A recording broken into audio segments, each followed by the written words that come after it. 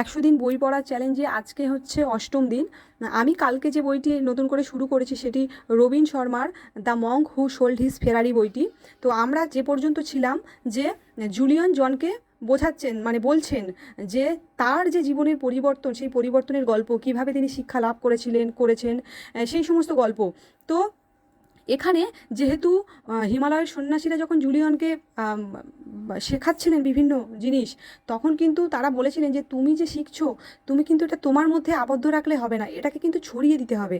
তো জুলিয়ানও কিন্তু জনকে বলেছেন যে তোমাকে যে বলবো তোমাকেও কিন্তু ছড়িয়ে দিতে হবে।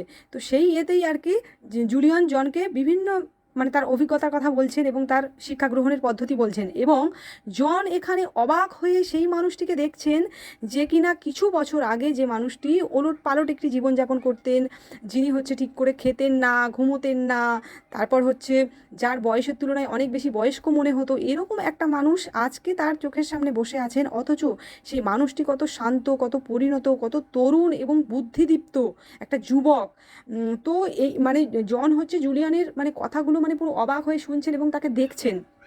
তো এখানে যে জিনিসটা আসে, এই যে অধ্যায়ে একটা জিনিসের উপর খুব বেশি জোর দেওয়া হয়, সেটা হলো যে আসলে বেঁচে থাকার জন্য শুধু বেঁচে থাকা নয়, বেঁচে থাকাটা যেন উদ্দেশ্যপূর্ণ হয়।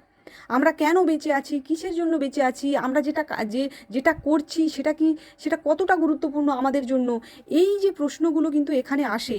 এবং এখানে একটা জিনিস আসে যে আমরা আসলে কটা মানুষ যেটা আমরা যে জিনিসটা ভালোবাসি সেটা করে বাঁচি। এবং এই জায়গাতেই কিন্তু জনও স্বীকার করেন যে তিনি যে আসলে একজন মানে উকিল, সেটাতে কিন্তু তার জায়গাতে তিনি হয়তো সাকসেসফুল, কিন্তু তিনি এটা করে খুশি হন না। তিনি খুশি হতেন তিনি আঁকতে ভালোবাসতেন, তার যে ওই যে সৃজনশীল যে ক্ষমতাটা। জন বলছেন যে আমি যখন ওটা করতাম আমার তখন মনে হতো যে আমি মনে হয় স্বর্গে আছি, এরকম আমার ভেতর থেকে একটা অনুভব হতো, অনুভূতি যেটা কিন্তু আজকে নেই। আমি যে কাজটা করি তার মধ্যে হতাশা, তার ভেতরে চিন্তা, নানা ধরনের সমস্যায় সে জর্জরিত, সেটা কিন্তু জন স্বীকার করেন। এবং জুলিয়ান বলেন যে আসলে মানে জীবনের যে আসল মানে কি বলবো, বেশিরভাগ মানুষই ভুলে যায় যে জীবনের যে আসল আগ্রহ, যে জিনিসটাকে সে ভালোবাসতো।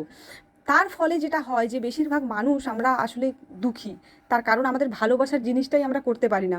এবং এইখানেই যে জিনিসটা আসে সফির জগতের যে একটা সেখান থেকে যেটা শিখেছিলাম, যে একটা ব্যাপার আসে যে আসলে আমরা যে জীবনযাপন করি সেটা আমাদের তো না, নাকি আমরা কোনো একটা গল্পের উপন্যাসের অংশ যেটা আমাদের শেখানো হয়েছে। তো এই যে ব্যাপারটা যে আমরা যেটা চাই আসলে সেটাই আমাদের করা উচিত। ঠিক আছে, সমাজ বা পরিবার যেটা বলছে যে এটা করলে বেশি লাভ হবে, এটা করলে বেশি নাম হবে, এই জিনিসটা করার আগে আমাদের ভাবা উচিত। তো এখানে জন বলছেন যে জুলিয়ান জনকে বলছেন যে এখানে আসলে শুরু করব কি করে, মানে জন চাইছেন যে নতুন করে শুরু করতে, জুলিয়ানের মতো হতে। তো তখন জন বলছেন যে এখানে 5টা হচ্ছে ধাপের কথা বলা হয়েছে। ঠিক আছে, প্রথম বলছেন যে প্রথম আমাদেরকে ঠিক করতে হবে যে আসলে আমরা কি চাই, পরিষ্কার স্পষ্ট, ওইটা আমি করতে চাই, ওটা আমার ভালো লাগার জিনিস, এটা আমাদের একটা ভেবে নিতে হবে। তারপর ওইটার উপরে একটা কি বলবো ইতিবাচক চাপ সৃষ্টি করা, মানে ভাবলাম ভেবে তারপরে ঘুমিয়ে গেলাম, জিনিসটা এরকম নয়, যেন ওটা করার জন্য যেটা করা উচিত সেটা করতে যেন নিজেদেরকে বাধ্য করি। এবং তারপরে বলছে যে তারপরের যে এটা, সেটা বলছে যে নির্দিষ্ট সময় ওটার জন্য কিন্তু ঠিক করা, বরাদ্দ থাকে যেন সারাদিনের একটা নির্দিষ্ট সময় আমি ওইটার পেছনে দেব টাইম। ঠিক আছে, তারপরে যেটা বলছে যে অন্তত 21 দিন এই জিনিসটা কিন্তু ধারাবাহিকভাবে এটা কি প্র্যাকটিস করতে হবে। এবং করলে আমরা জানি এই 21 দিনের যে ম্যাজিক রুল অফ 21, এটার কথা আমরা জানি যে 21 দিন কোনো দিন ব্যাপার যদি কোনো বিষয় যদি আমরা প্র্যাকটিস করি, কোনো অভ্যাস, সেটা কিন্তু অভ্যাসে পরিণত হয়। এবং সব শেষে বলছে যে এই প্রক্রিয়া এটা এটা আসলে উপভোগ করতে হবে আমাদের।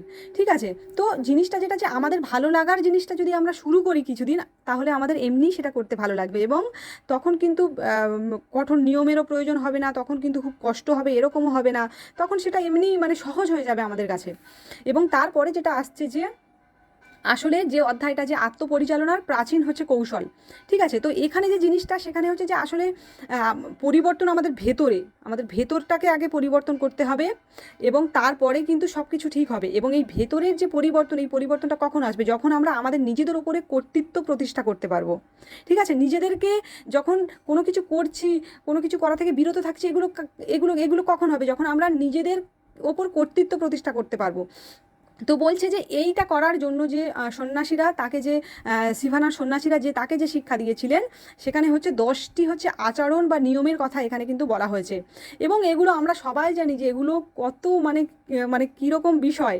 হ্যাঁ, এবারে প্রথম হচ্ছে যেটা, সেটা হচ্ছে যে নির্জনতার অনুশীলন। মানে হচ্ছে নির্জন কোনো একটা জায়গা আমাদের বেছে নিতে হবে সারাদিনে একটা টাইমে, এবং সেটা হচ্ছে আমরা শুধু আমরাই থাকবো, আমরা নিজেদেরকে নিয়ে ভাববো, নিজেদেরকে প্রশ্ন করবো, মানে নিজেকে দেখবো, নিজের ভেতরটা। ঠিক আছে, এই যে একটা শান্ত একটা জায়গায় গিয়ে এই প্র্যাকটিসটা, এটাও কিন্তু নিয়মিত করতে হবে। তারপর যেটা, সেটা হচ্ছে যে নিয়মিত হচ্ছে শরীরচর্চা। ঠিক আছে, ব্যায়াম, হাঁটা, সকালে হাঁটতে যাওয়া, উঠে বা বাড়িতে ব্যায়াম করা, এই জিনিসটা, এবং এটা কিন্তু নিয়মিত, এবং আমরা জানি এর ফলাফল কি। তারপর হচ্ছে যেটা, সেটা হচ্ছে যে মানে কি বলবো, একটা সুষ্ঠু স্বাস্থ্যকর খাদ্যাভ্যাস গড়ে তোলা। মানে এই নয় যে আমরা যা কিছু খাচ্ছি খেয়ে নিচ্ছি আর এই জিনিসগুলো করছি, এরকম নয়। আসলে জীবনের একটা পরিবর্তন এলে অন্যগুলো এমনিই এসে যায়। তো স্বাস্থ্যকর খাদ্যাভ্যাস মানে উল্টোপাল্টা জিনিসপত্র খাওয়া যাবে না, এবং এখানে কিন্তু বলা আছে যে কী ধরনের খাবার, জুলিয়ান কী ধরনের খাবার খান এবং সন্ন্যাসীরা কী ধরনের খাবার খান, সেই কথাগুলো কিন্তু এখানে বলা আছে। এবং তারপর হচ্ছে যে জ্ঞান অর্জনের অভ্যাস নিয়মিত। এটা কি করে হবে? এটা হচ্ছে নিয়মিত পড়ার মধ্যে দিয়ে হতে পারে। হ্যাঁ, একমাত্র আমরা বই পড়েই এটা করতে পারি, তার বাইরে অন্য কোনো আর উপায় মানে নেই আর। তো নিয়মিত নির্দিষ্ট টাইমে নির্দিষ্ট কিছু সময় আমাদের পড়ার জন্য বরাদ্দ রাখতে হবে।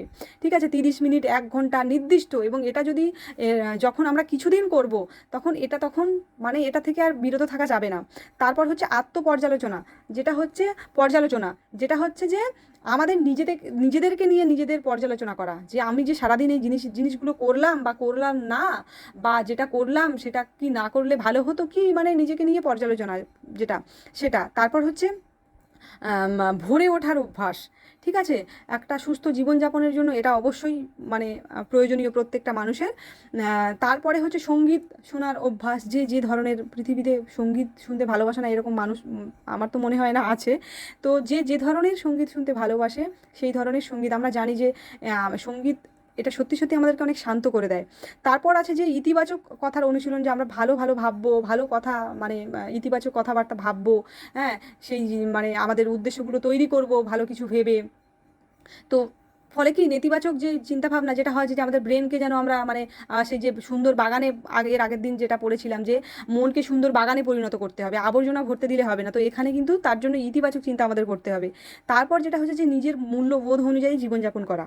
আর সবশেষে সরল জীবনযাপনের এখানে বলা হচ্ছে যে যত পারি মানে যেইটুকুনি আমাদের জীবনে প্রয়োজন সেইটুকুনি নিয়ে আসলে আমাদের বাঁচা উচিত।